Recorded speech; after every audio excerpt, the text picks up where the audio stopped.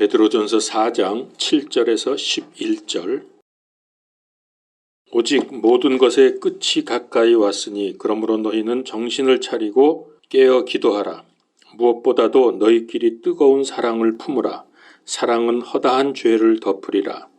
불평 없이 서로 대접하라. 각 사람이 선물을 받은 대로 하나님의 여러 가지 은혜를 맡은 선한 청지기로서 서로 그 선물을 써서 섬기라. 누구든지 말하려거든 하나님의 말씀들을 말하는 것 같이 하고 누구든지 섬기려거든 하나님께서 주시는 능력으로 하는 것 같이 그 일을 하라. 이것은 모든 일에서 예수 그리스도를 통해 하나님께서 영광을 받게 하려 함이니 그분께 찬양과 통치가 영원 무궁토록 있기를 원하노라. 아멘. 디모데전서 4장 4절 5절입니다. 하나님의 모든 창조물은 선하고 감사함으로 받으면 거부할 것이 하나도 없나니 그것은 하나님의 말씀과 기도로 거룩히 구별되었느니라. 아멘. 시간이 흐른다고 말하죠. 특별히 종교에서 시간을 어떻게 이해하는가, 즉 시간이 어떻게 흐르느냐를 주장하는 것에 따라서 전혀 다른 믿음과 역사관과 세계관을 갖게 됩니다. 불교나 힌두교를 비롯해서 대부분의 종교들은 원형으로 시간을 이해합니다. 계속 돌잖아요. 빙글빙글 도는 그런 원형적인 시간관을 가지고 있습니다. 그래서 그들에게는 전생이 있고 지금 현생이 있고 다음 생이 있습니다. 이것이 끊임없이 계속 돌고 돕니다. 이걸 가리켜서 불교에서는 겁이라고 말합니다. 겁이란 말은 무한히 긴 시간이라는 뜻을 가지고 있는데요. 불교에서 말하는 한 겁, 일겁이 여러 가지로 설명을 하더라고요. 그 중에서 저는 오래전부터 알고 있던 하나가 뭐냐면 집채만큼 큰 바위 덩어리가 있어요. 그 옆을 1년에 한 번 사람이 지나가면서 옷자락을 바위에 스치고 지나가요. 그렇게 1년에 한 번 옷자락 한 번 스쳐가지고 집채만한 바위가 다 닳아 없어지려면은 몇 년 걸릴까요? 1년에 한 번 스쳐가지고. 상상이 안 가죠? 몇 억 년이 될지 몇 백억 년이 될지 우리는 상상이 안 갑니다. 그게 일겁입니다. 그런데 이 겁을 얼마나 계속되어야 되느냐, 이 세상이. 1겁도 아니고 2겁도 아니고 불교에서 하는 말이 있죠? 영겁 그럽니다. 영겁. 끊임없이 돕니다. 그러니까 그 사람들에게는 시작도 없고 끝도 없어요. 그냥 빙글빙글 계속 이렇게 돌면서 사는 거예요. 그래서 이번에 내가 잘 못 살면은 다음 생에 그 업보를 치러야 되고요. 그 다음에 또 다음에 태어나서는 그 다음에 이제 사람으로 잘 태어나서 부자가 된다든지 뭐 이러고 내가 이번 생에 나쁜 짓을 많이 했다. 그럼 다음 생에 벌레나 짐승이나 또 사람으로 태어나도 아주 가난하고 고통스러운 삶을 살면서 업보를 다 치르게 되면 그 죄값을 다 치르게 되면 그 다음 생에는 또 정상으로 살게 된다. 이것이 그들의 가진 윤회 사상입니다. 계속 그렇게 돌고 도는 거죠.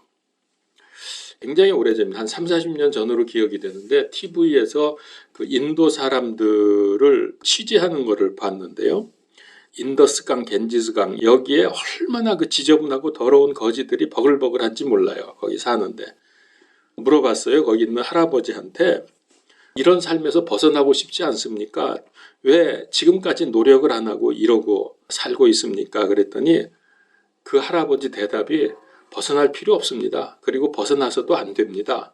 지금 나는 전생에서 잘못 산 것에 대한 죄값을 치르고 있기 때문에 그냥 여기서는 이러고 살면서 나는 죄를 다 청산을 하고 이렇게 내가 고생하다 살다 죽으면 다음 생에는 내가 잘 살 겁니다.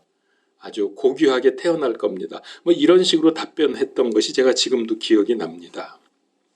반면에 기독교의 시간은 원으로 빙글빙글 도는 게 아니라 직선입니다. 직선은 시작이 있고 끝이 분명하죠. 어디서부터 시작해서 어디 가서 끝나는가. 이게 우리 기독교의 시간관입니다. 천지창조로부터 시작을 해서 마지막 종말, 특별히 예수님 재림, 그때의 이 세상의 시간이 끝난다.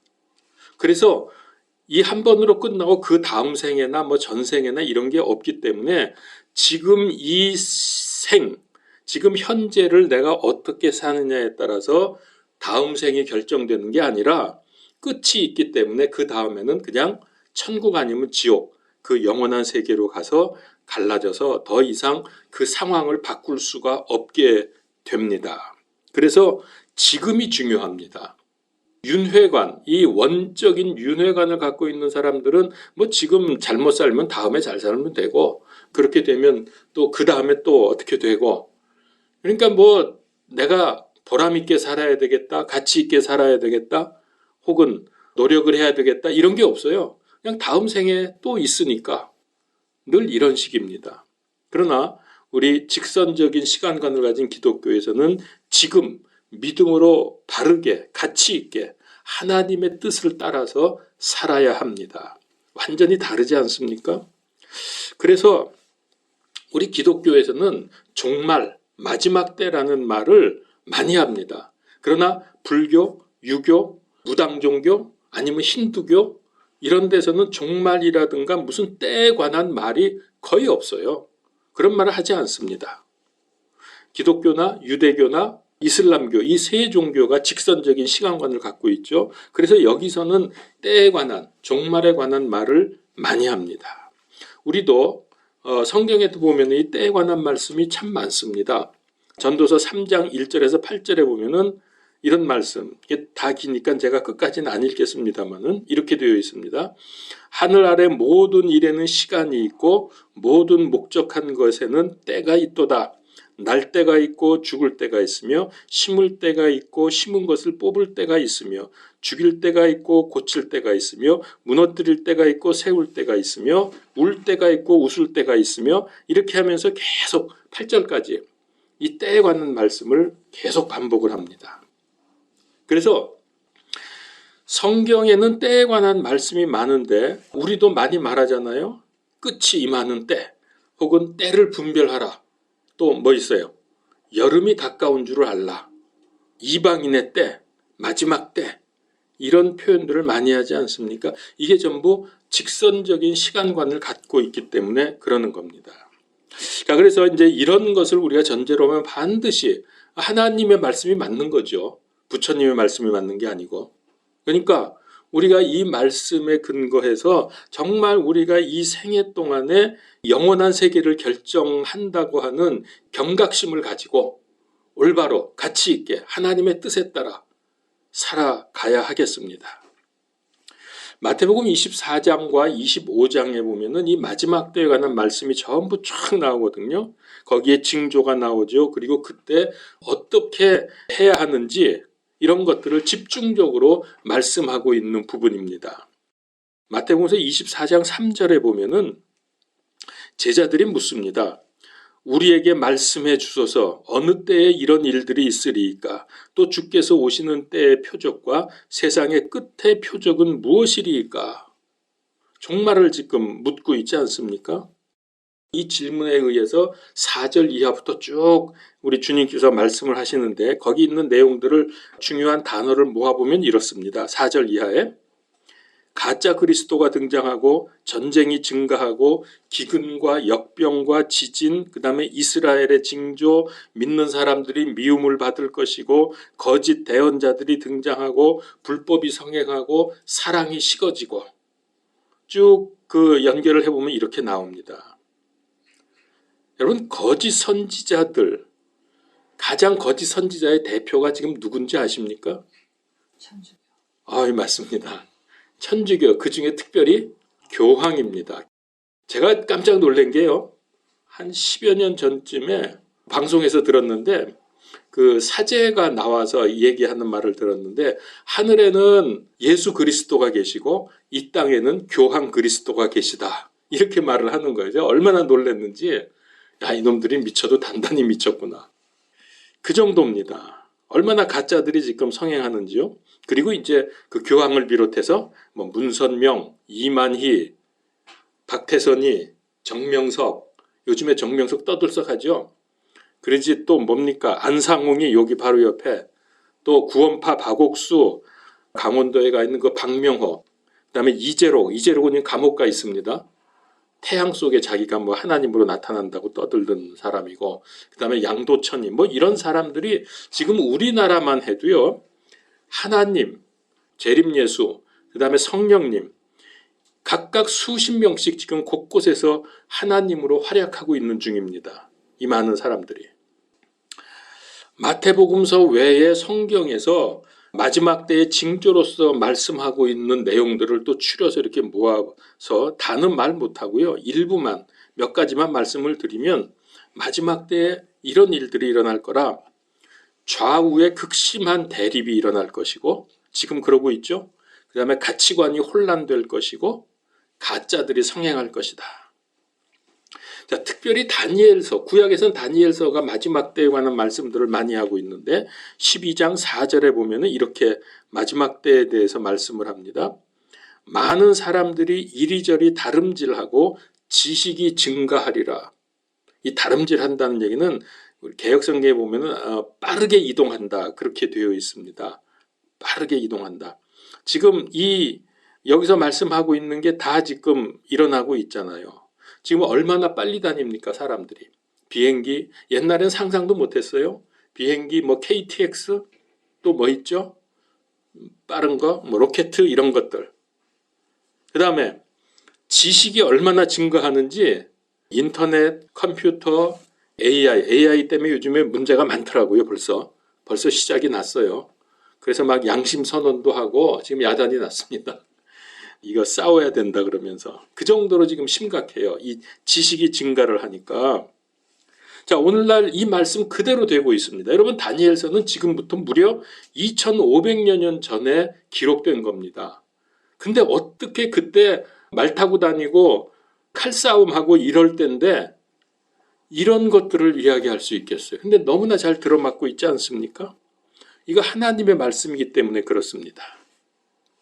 그러면서 마지막 때는 노아의 때와 같다 그랬습니다. 마태복음서 24장 37절에 보면은 그렇습니다. 온 세상이 타락하고 범죄가 가득하고 우상 숭배하고 또 유전자 조작하고, 이건 벌써 뭐 노아 시대부터 있었잖아요. 유전자 조작하는 거. 요즘에는 사람하고 짐승하고도 섞고 뭐 GMO라 그래가지고 우리 먹는 먹거리도 난리가 났습니다. 지금 이제는 뭐 가릴 수가 없어요. 몇몇 특별한 사람들은 자기네 것만 따로 이렇게 재배하고 먹는지는 몰라도 이제는 이거는 좀 비싸더라도 저거 먹어야지, 그럴 수가 없어요.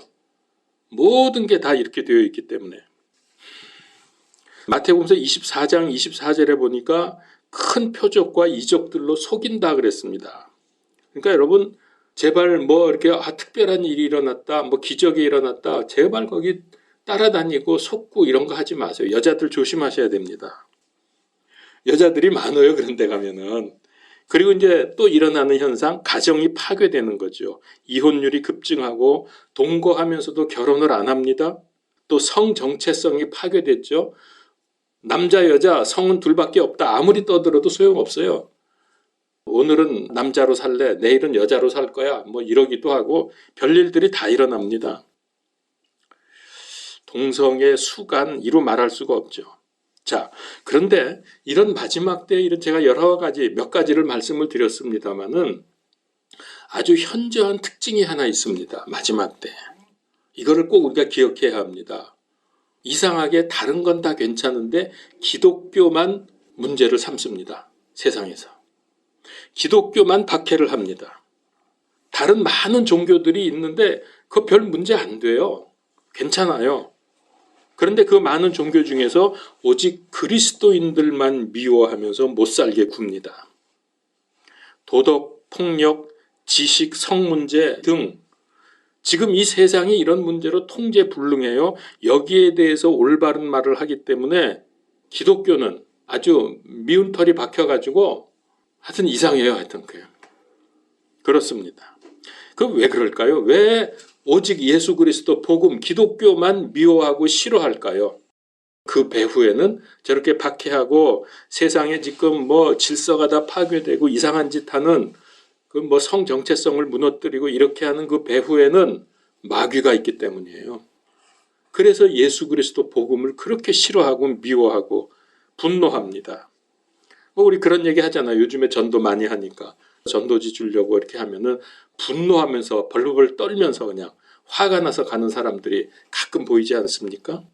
왜 그래요? 왜 그렇게 뭐 안 받으면 되지, 싫다 그러면 되지, 그렇게 분노하면서 갑니까? 그 배후에 마귀가 있기 때문에 그런 거거든요. 자, 이 외에 얼마나 많은 마지막 때의 말씀이 그대로 지금 현실에서 이루어지고 있는지 말로 다 할 수 없습니다. 요한일서 4장 1절에 사랑하는 자들아 영을 다 믿지 말고 오직 그 영들이 하나님께 속하였는지 그것들을 시험하라.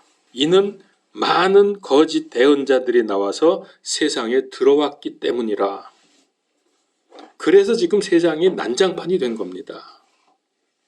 그러나 여러분, 분명한 거는 이런 마지막 때의 말들이 요즘에 그래도 의식이 있고 깨성도들한테는 꽤 들려옵니다. 마지막 때라고 하는 거. 깨성도가 뭔지 알아? 깨어있는 성도. 깨성도들한테는 그래도 좀 이런 말씀들이 여기저기서 좀 들려오고 관심이 있으니까. 그렇다고 여러분 절대로 겁먹지 마십시오. 우리는 어떻게 해야 될지 성경에서 찾아보고 그대로 하면 됩니다. 아무 문제 없어요, 우리는. 하나님께서 보호하시기 때문에.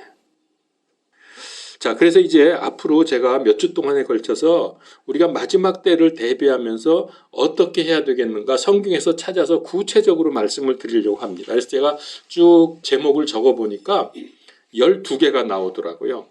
그 중에서 오늘은 두 가지를 가장 기본이고 첫째 되는 두 가지를 말씀을 드리겠습니다. 마지막 때 어떻게 해야 할지, 무엇을 해야 할지. 자, 제일 첫 번째는 회개하랍니다. 회개하라. 이거 너무 중요하죠. 베드로후서 3장 9절에 보면 오직 우리를 향하여 오래 참으사 아무도 멸망하지 아니하고 모두 회개에 이르기를 원하시느니라. 자, 여러분 부부 사이에 다른 남자가 끼어들거나 다른 여자가 끼어들면 그 가정은 파탄납니다. 그럴 수밖에 없죠. 우리는 예수님을 신랑으로 맞이할 신부들인데 예수님과 우리 사이에 어떤 다른 게 끼어들게 되면은 그건 큰일 납니다. 안 됩니다. 그 관계가 깨어지겠죠.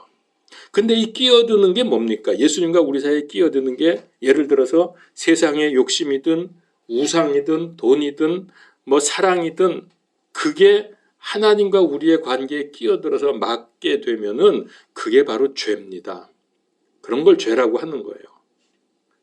근데 우리는 이런데 마음이 뺏겨 있기 때문에 예수님께서 우리를 향해서 여기 아까 베드로후서 3장 9절에서 오래 참으신다 그랬거든요.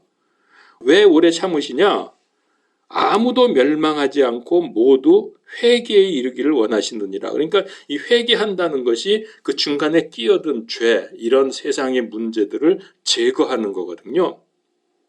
그래서 회개하고 예수님과 우리가 결혼관계, 부부관계로 들어가서 구원받고 복되게 영생을 누리기를 원하시기 때문에 우리 주님은 우리에게 기회를 주시는 거예요. 오래 참으시는 중이에요. 지금 당장 오실 수도 있지만 참는 이유는 회개할 기간, 회개할 기회를 주시는 거다. 성경이 분명히 말씀을 하고 있습니다.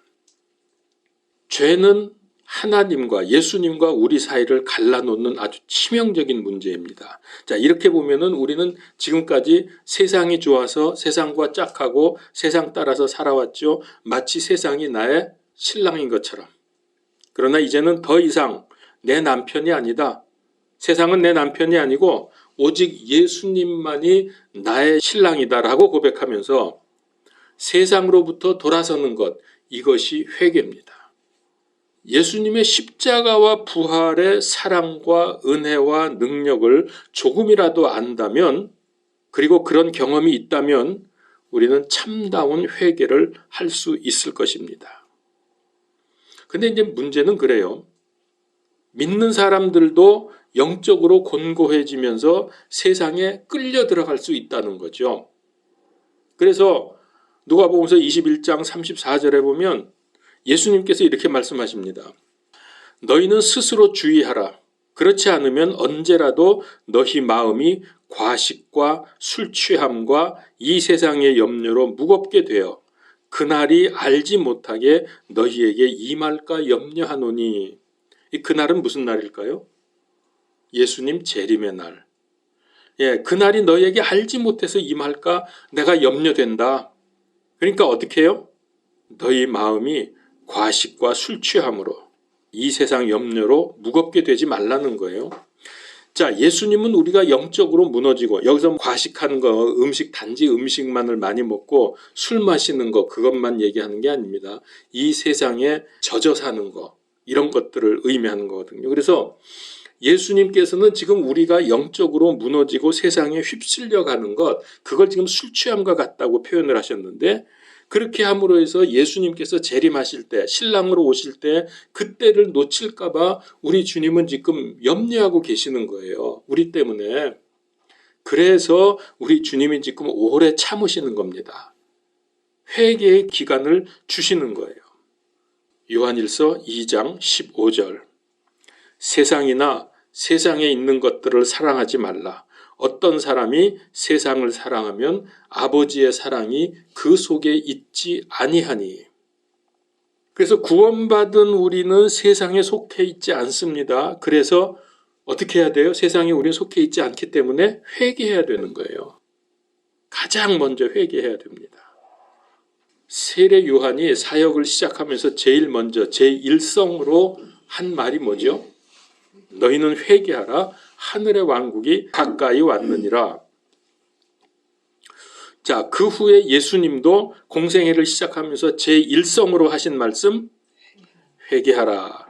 이르시되 때가 찼고 하나님의 왕국이 가까이 왔으니 너희는 회개하고 복음을 믿으라 하시더라. 이게 첫 번째 하신 말씀이에요. 공생애 때. 우리가 믿음을 갖는다고 할 때는 회개가 동반이 돼야 올바른 믿음입니다. 회개가 동반이 돼야 돼요. 자, 이 세례 요한과 예수님이 다 똑같이 회개하라고 말씀을 하셨는데 이 두 분의 차이점은 뭐냐면은 세례 요한은 다가올 심판에 대비해서 회개하라는 거예요. 심판이 오니까. 예수님이 회개하라고 하실 때는 복음을 믿고 받으라, 즉 구원을 선포하신 겁니다. 그래서 심판과 구원, 이게 여러분 다른 게 아니잖아요, 사실은. 세례 요한은 심판 때문에 회개하라고 했고 예수님은 구원 때문에 회개하라고 하셨는데 심판과 구원은 동전의 양면과 같습니다. 구원받지 않으면 심판받는 거예요. 계시록 2장 3장에 보면 잘 아시죠? 7교회에 보내는 예수님의 메시지가 나옵니다. 거기 7교회에 대한 말씀은 모든 시대의 모든 교회에 적용이 됩니다. 우리 계시록 할 때 이런 얘기 많이 했는데, 그러나 그것뿐만이 아니고 동시에 각 시대를 구분해서 시대로 순서대로 7교회를 적용할 수도 있습니다. 근데 이게 가능한 게 그렇게 나누어서 시대별로 나누어서 교회의 상황을 보게 되면 너무나 잘 들어맞아요.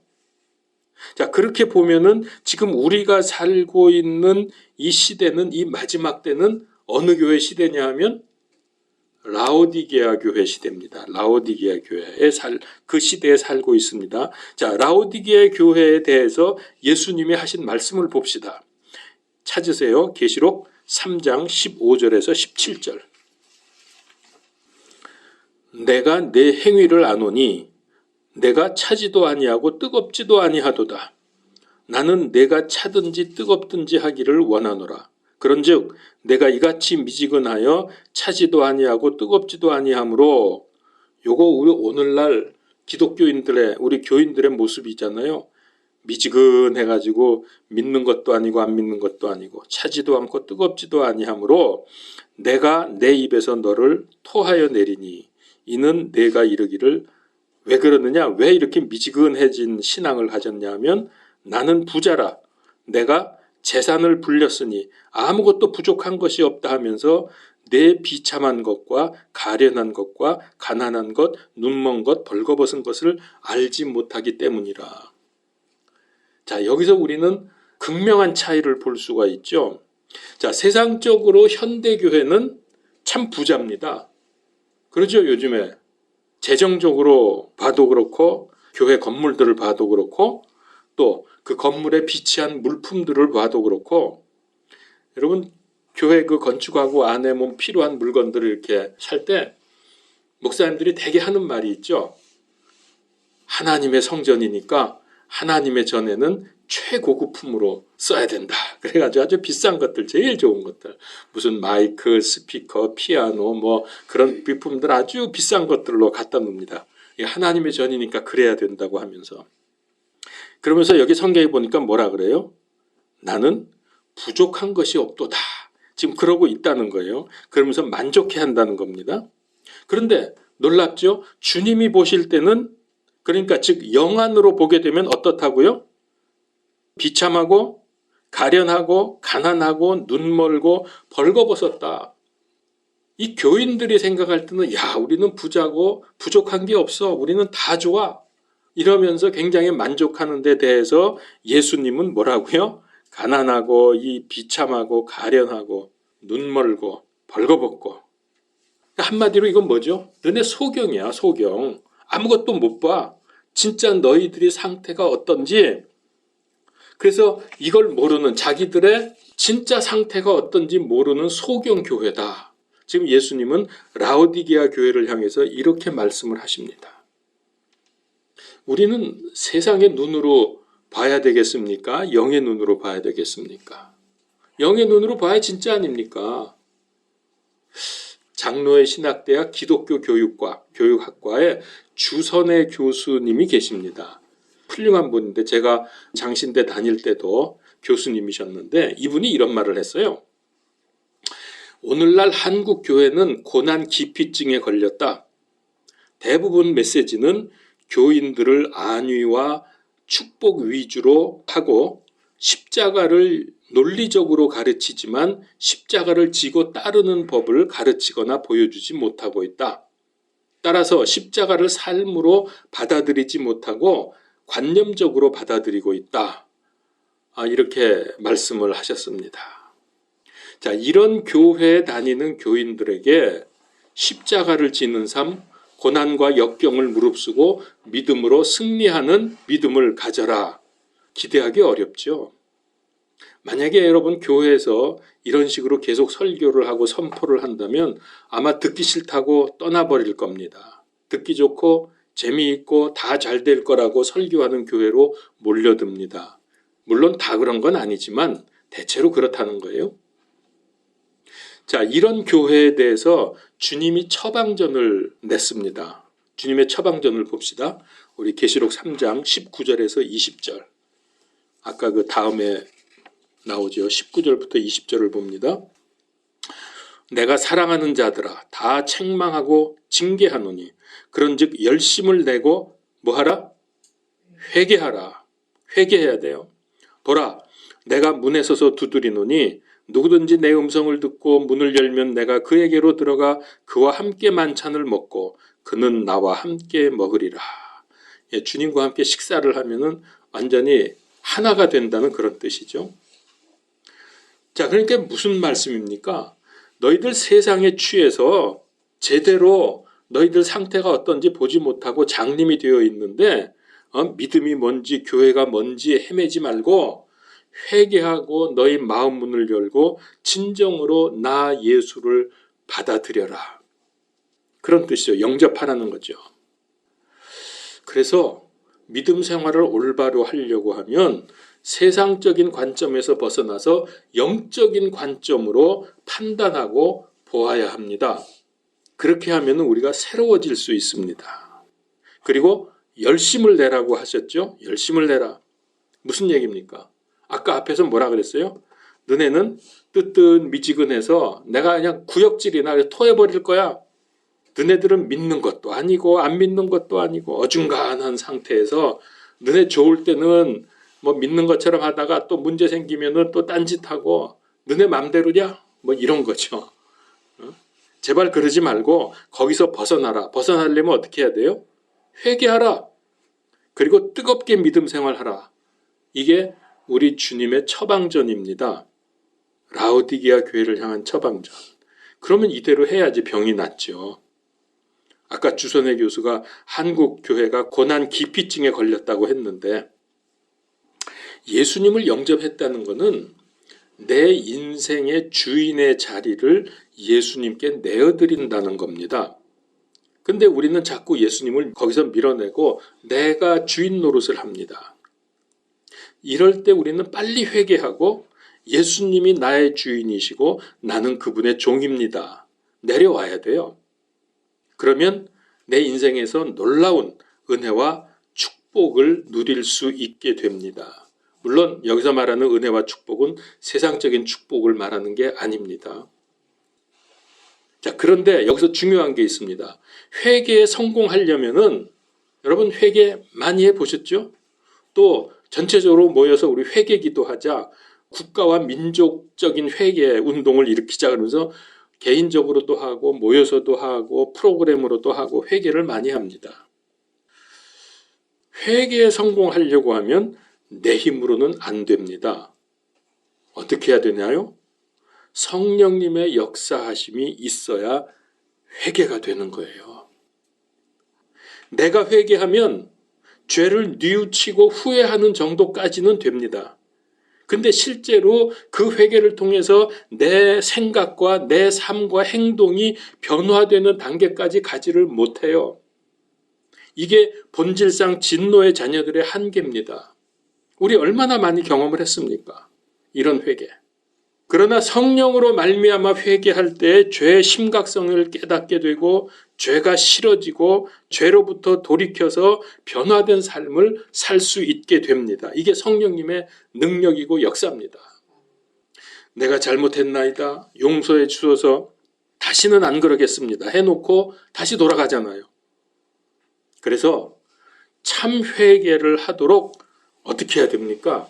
성령님께 간구하면서 전적으로 맡기는 겁니다. 그러면 회개의 영이 임하시게 되는데요. 마음 깊은 데서부터 탄식이 나오고 죄에 물든 자신을 돌아볼 때에 진저리가 쳐집니다. 이야, 정말 이게 어마어마한 악이고 더러운 것이구나. 진저리가 쳐져요. 그러면 이제 그 다음에 일어나는 일, 눈물이 강물처럼 흐르면서 자신이 새로워지는 경험을 하게 됩니다. 회개는 하고 싶은데 안 되죠. 회개는 했는데 맹숭맹숭 전이나 후나 회개 전이나 회개 후나 비슷한 그 이유가 뭐라고요? 내가 회개하기 때문이에요. 그래서 우리는 여러분 회개할 때 진심으로 간절한 마음으로 성령님의 도우심을 구하면서 회개하십시오. 그때 나도 기대하지 못했던 놀라운 회개의 역사가 일어납니다. 제가 지금 말씀드린 대로 자기를 돌아볼 때 얼마나 자기가 더럽고 추한지 진저리가 나면서 눈물이 막 쏟아지게 되고요. 그러면 이제 그 다음부터 내가 느껴요. 내가 변화되어 가고 있다는 거. 이게 회개고 성화입니다. 물론 그러다가도 또 떨어지지만은 그렇게 하면서 우리는 성화되어 가는 겁니다. 그래서 무엇보다도 주님과 나 사이에 있는 죄를 제거해야 된다. 이게 첫 번째입니다. 두 번째는 여러분들이 너무나 잘 아시는 거, 영적 생활. 잘 아시니까 제가 간단히 말씀을 드리겠습니다만은 여러분 반드시 해야 되는 겁니다. 사실 영적 생활 성공하기 위해서 그 전 단계가 회개입니다. 베드로전서 4장 7절. 자, 오직 모든 것의 끝이 가까이 왔으니 그러므로 너희는 정신을 차리고 깨어 기도하라. 자, 일단 우리 마지막 때를 맞이한 우리는 반드시 깨어 있어야 합니다. 그래서 아까 제가 깨성도라는 말을 했는데 이 깨어 있는 게 중요해요. 자, 어떻게 깨어 있습니까? 깨어 있으려면 잠자지 말아야죠. 불면증 환자가 되면 깨어 있는 겁니까? 말씀과 기도로 깨어 있으라는 겁니다. 여러분, 깨어 있다는 말의 뜻은 뭐냐 하면은 이 말 저 말에 흔들리지 않고 중심 잡고 있어야 돼요. 정신이 혼미해지고 깨어 있지 않으면 몽롱해져 있으면 이 말 들으면 이 말 같고 저 말 들으면 저 말 같고 어디서 기적이 일어났다 그러면 거기 쫓아가면 그 사람이 그리스도인 것 같고 깨어 있어야 됩니다. 그래서 중심 잡고 흔들리지 않는 것이 깨어 있는 겁니다. 세상에 휩쓸려서 무절제한 삶에서 벗어나서 영적 생활에 성공해야 합니다. 그리고 오늘 본문 말씀 디모데전서 4장 4절 5절에 제가 다시 한번 봉독하죠. 하나님의 모든 창조물은 선하고 감사함으로 받으면 거부할 것이 하나도 없나니 그것은 뭐라고요? 하나님의 말씀과 기도로 거룩히 구별되었느니라. 뭘로? 말씀과 기도로. 이게 영적 생활 아닙니까? 말씀과 기도로. 그래서 우리는 영적 생활을 하면서 깨어있고 그러면 어떤 일이 벌어지느냐? 영적 생활을 성공하게 되면 영적 감각이 예민해집니다. 그러면 세상에서 일어나는 마지막 때의 일들, 징조들, 야, 이건 뭐 큰일 났네.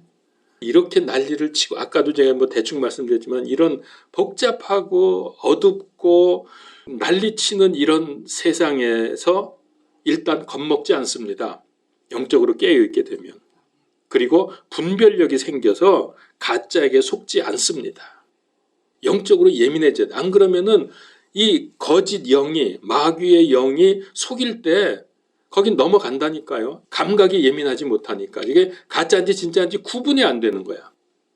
그러니까 그래서 우리가 깨어 있어야 될 가장 큰 이유는 예수님께서 언제 오실지는 모르지만은 말씀드린 여러 징조를 모아서 이제 곧 오실 거기 때문에 깨어 있어야 한다.